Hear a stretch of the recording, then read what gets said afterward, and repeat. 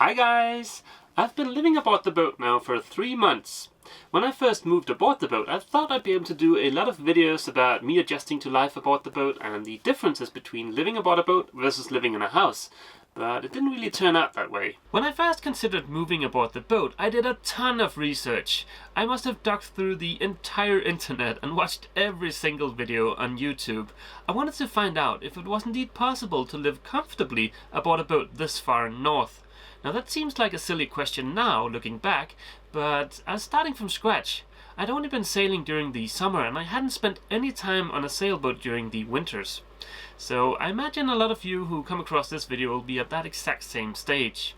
The differences between living aboard a boat and living in a house are very much decided by what kind of boat you want to live aboard. My boat is 30 feet. I know lots of guys who live aboard boats that are way smaller than 30 feet, but I think for Jurkel and I, 30 feet is sort of the bare minimum.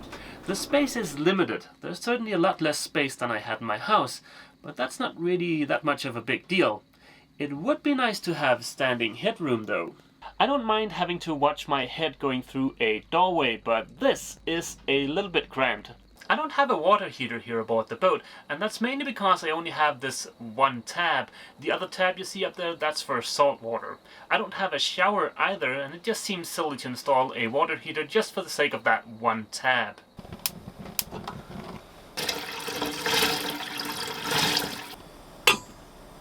The only time I ever really need hot water aboard the boat is when I'm doing the dishes, so not having a water heater aboard the boat isn't really a big deal either.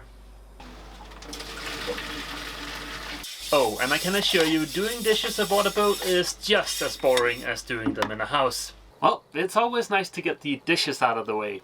I've been mentioning a few things that I've noticed while transitioning from living in the house to living aboard the boat full time.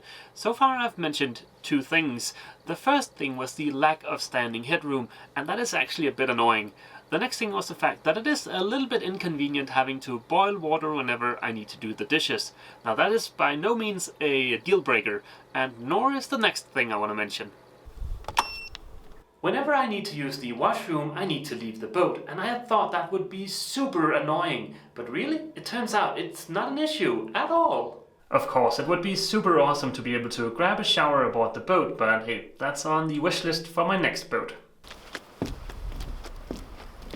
I barely made it back to the boat before it started raining. Like I mentioned in the beginning of this video, I'd imagined being able to do a lot of videos about the transition from living in a house to being a full-time liveaboard. Now I haven't been able to do that, and that's for one simple reason.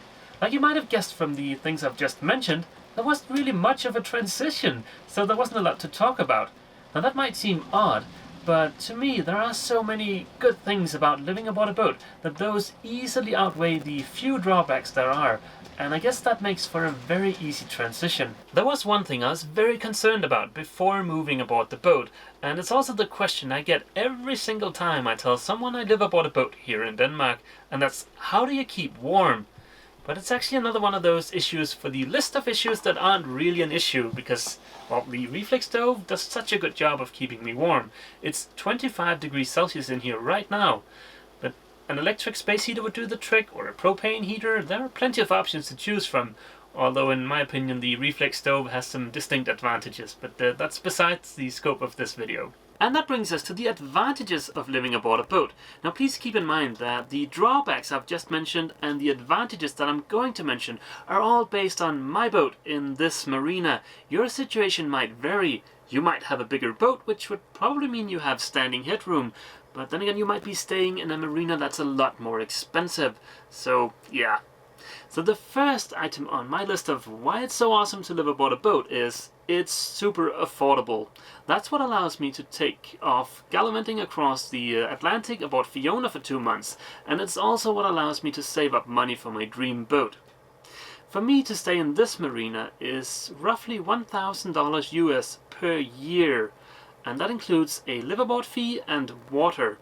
So I have to pay electricity separately, but still, it is super affordable. Well, today isn't really the best day to show you guys the second reason as to why it's awesome to live aboard a boat, and that's to be close to nature, whether it be the wind howling in the rigging, or the motion of the boat when you're trying to fall asleep, or the fact that there's an otter out in the marina, or whatever.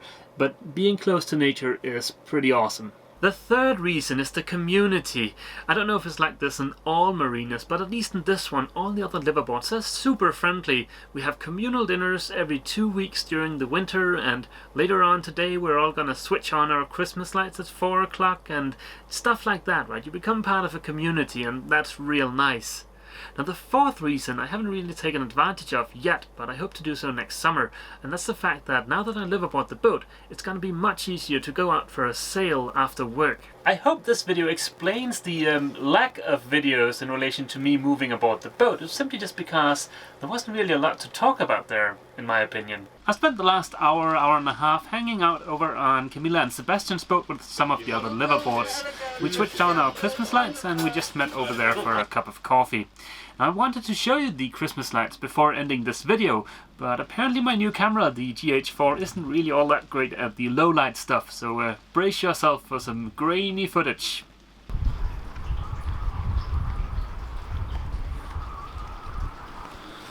Yo, that looked kind of rough, but yeah. So before ending this video, I want to thank Scott for sending me some neat items. Those are going to be in the next video. So yeah, it's getting kind of late here, guys, and I want to get started on editing this video, so I guess that's it for this time. See you! Jökull and I hope you've enjoyed this video. To be notified about new content, please click subscribe. If you're new to the channel, I suggest you check out the introduction playlist. If you've enjoyed this video, please consider giving it a thumbs up, and feel free to leave a comment.